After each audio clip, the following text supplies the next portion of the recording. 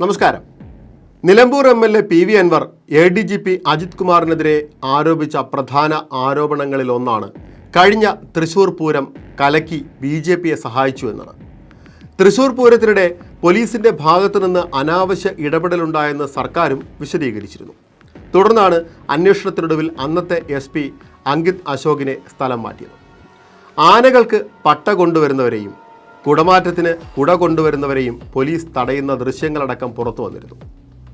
Thrissur city police commissioner Ankit അശോകിന്റെ നേതൃത്വത്തിലാണ് പട്ടയും കുടയും കൊണ്ടുവരുന്നവരെ തടഞ്ഞതെന്ന് അന്നത്തെ ദൃശ്യങ്ങളിൽ വ്യക്തമാണ്. എടുത്തുകൊണ്ട് പോടാ പട്ട എന്നടക്കം ആക്രോശിച്ചുകൊണ്ട് കമ്മീഷണർ കയർക്കുന്നതടക്കം ദൃശ്യങ്ങളിൽ കാണാമായിരുന്നു. തിരുവമ്പാടിയുടെ കുടമാറ്റത്തിനുള്ള ശ്രീരാമന്റെ കുട കൊണ്ടുവന്നവരെയും പോലീസ് തടഞ്ഞു.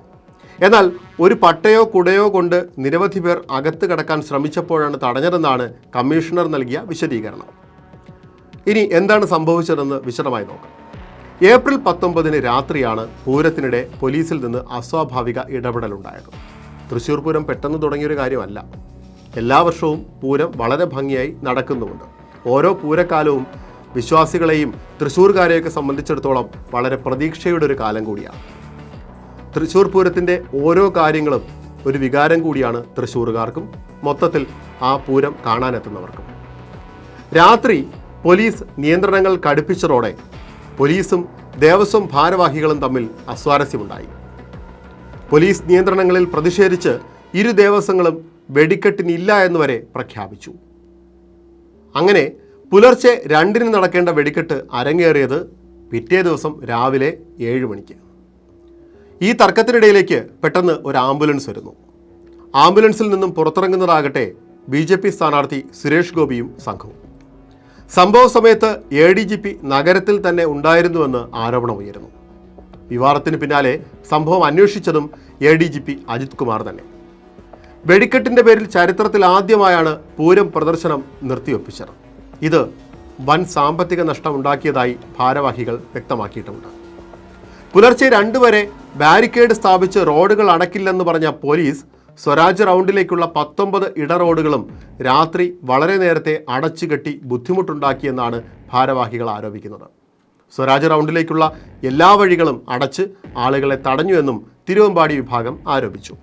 തുടർന്ന് തിരുവമ്പാടിയുടെ രാത്രി എഴുന്നള്ളിപ്പ് നിർത്തിവെച്ചു. വെടിക്കെട്ട് സ്ഥലത്ത് നിന്ന് പൂര കമ്മിറ്റിക്കാരെ മാറ്റണമെന്നായിരുന്നു പോലീസിന്റെ ആവശ്യം. 175 പേർക്ക് മാത്രം പ്രവേശനമെന്നും പോലീസ് നിർദ്ദേശിച്ചു. എന്നാൽ വെടിക്കെട്ട് പണിക്കാരും കമ്മിറ്റിക്കാരുമായി ഏറെ പേർ പൂരപ്പറമ്പിൽ വേണമെന്ന് തിരുവമ്പാടി ആവശ്യപ്പെട്ടു. ആ ആവശ്യത്തിൽ ന്യായമുണ്ട് താനും. പ്രതിസന്ധിയെ തുടർന്ന് തിരുവമ്പാടിയുടെ രാത്രിയിലെ മഠത്തിൽ വരവ് നിർത്തിവെച്ചു. അലങ്കാരപ്പന്തലിലെ വെളിച്ചം ഒഴിവാക്കിയായിരുന്നു തിരുവമ്പാടിയുടെ പ്രതിഷേധം. പോലീസ് നടപടി പതിവില്ലാത്തതെന്ന് തിരുവമ്പാടി വിഭാഗം വ്യക്തമാക്കുകയും ചെയ്തു. പൂരപ്പറമ്പിൽ പോലീസ് രാജെന്നായിരുന്നു ദേശക്കാരുടെ പരാതി. വെടിക്കെട്ട് വൈകിയതിനെ തുടർന്ന് സ്വരാജ് റൗണ്ടിൽ 100 കണക്കിന് ആളുകളാണ് കാത്തിരുന്നത്. പോലീസ് നിയന്ത്രണം അംഗീകരിക്കാൻ കഴിയില്ലെന്നായിരുന്നു തിരുവമ്പാടി ദേവസ്വത്തിൻ്റെ നിലപാട്. ഏതായാലും ഒരു പൂരം വരുത്തിവെച്ച വിന നോക്കണേ. ഇപ്പോൾ കേരള രാഷ്ട്രീയത്തിൽ തന്നെ ഏറ്റവും വലിയ ചർച്ചയായി മാറിയിരിക്കുകയാണ് കഴിഞ്ഞ പൂരം, മൊത്തത്തിൽ പൊടിപൂരം.